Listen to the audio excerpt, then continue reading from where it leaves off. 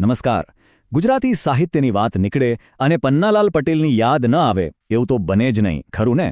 આજના આ સચિત્ર વિશ્લેષણમાં આપણે એક એવી અમર કૃતિનો પરિચય મેળવવાના છીએ જેણે માત્ર એક વાર્તા તરીકે જ નહીં પણ ગ્રામીણ ગુજરાતના ધબકતા હૃદય તરીકે પોતાની ઓળખ બનાવી છે.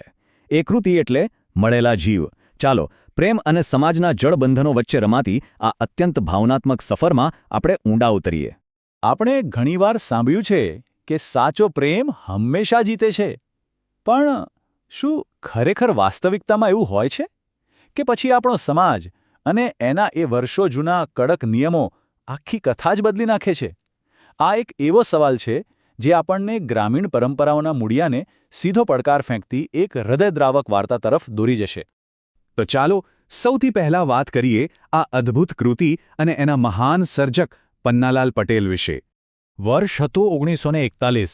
જુઓ, એ સમયે ગુજરાતી સાહિત્યમાં મોટાભાગે એકદમ ભારેખમ અને સંસ્કૃત શબ્દોથી ભરેલી ભાષાનો દબદબો રહેતો. પણ આ નવલકથાએ પ્રકાશિત થતાં જ આખી રૂઢિચુસ્ત પરંપરા તોડી નાખી.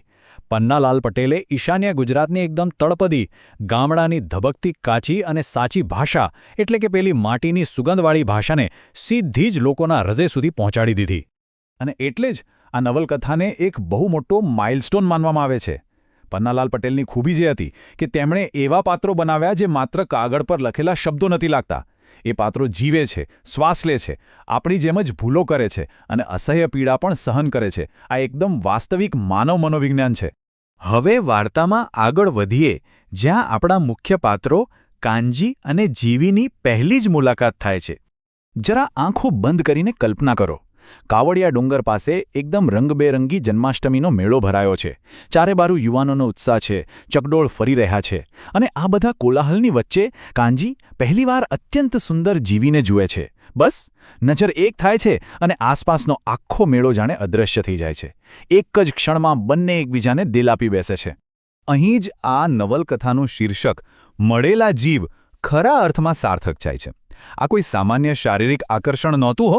આ તો બે આત્માઓનું એક એવું ચુંબકીય જોડાણ હતું જે દુનિયાની કોઈ પણ ભૌતિક વાસ્તવિકતાથી પર હતું. કાનજી પટેલ છે અને જીવી વાળંદ છે. જ્ઞાતિઓ સંપૂર્ણપણે અલગ, છતાં પણ એમના જીવ એવી રીતે મળે છે કે જાણે બધું જ ભૂલાઈ જાય. પણ વાર્તામાં વળાંક તો આવે જ ને. હવે શરૂ થાય છે સમાજ અને હૃદય વચ્ચેનો ભયંકર સંઘર્ષ. અહીં એક બહુ મોટી અને પીડાદાયક મૂંઝવણ ઊભી થાય છે. કાનજીનું હૃદય જીવીને અનહદ બિનશરતી પ્રેમ કરે છે, પણ પેલી કડક જ્ઞાતિ પ્રથા એમને એક નથી થવા દેતી. એટલે પોતાના જ એક મિત્રની સલાહ માનીને કાનજી એક અત્યંત સ્વાર્થી અને ઘાતક નિર્ણય લે છે. એ શું કરે છે ખબર છે? જીવી પોતાની નજર સામે જ રહે, બસ એ જ હેતુથી એ ગામના જ એક મૂર્ખ અને વ્યસની વાળંદ ધૂળા સાથે જીવીના લગ્ન કરાવી દે છે. આ એક જ ભૂલ આખી કથા પલટી નાખે છે. અને પછી શરૂ થાય છે ધૂળા સાથેનું લગ્ન જીવન, જે ખરા અર્થમાં એક જીવતું નર્ક બની રહે છે. આ લગ્ન પછી જીવીની જિંદગી એક ભયાનક સમયચક્રમાં ફસાઈ જાય છે. પહેલા જ દિવસથી દુઃખની શરૂઆત થાય છે. થોડા જ મહિનામાં ધૂળાનો અસલી, હિંસક અને વહેમી સ્વભાવ બહાર આવે છે. જીવી વર્ષો સુધી આ પ્રેમ વગરના હિંસક ઘરમાં રોજ માર ખાઈને મૂંગા મોઢે અત્યાચાર સહન કરતી રહે છે. અને કાનજી એ જ ગામમાં રહીને આ બધું લાચાર બનીને જોયા કરવા મજબૂર થઈ જાય છે. અંદરને અંદર કાનજીની હાલત હવે દયનીય બની જાય છે. એક ભયંકર અપરાધભાવ એને કોરી ખાય છે.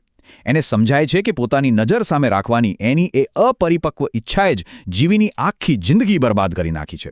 ભગત જેવા મિત્રો એને બહુ સમજાવે છે, પણ હવે તો પાણી માથા પરથી વહી ચૂક્યું હોય છે.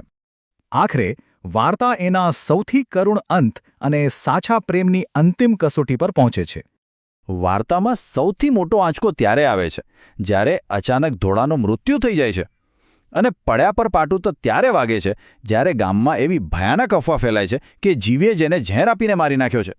વિચારો, વર્ષોનો અસહ્ય અત્યાચાર અને ઉપરથી આખા સમાજનો આવો ખોટો આક્ષેપ. આ બમણા આઘાત નીચે જીવીનું નાજુક મન સંપૂર્ણપણે તૂટી પડે છે અને એ પાગલ થઈ જાય છે. એની હાલત એટલી ખરાબ છે કે ફાટેલા કપડામાં, અસ્તવ્યસ્ત હાલતમાં એ આખા ગામમાં ભટક્યા કરે છે.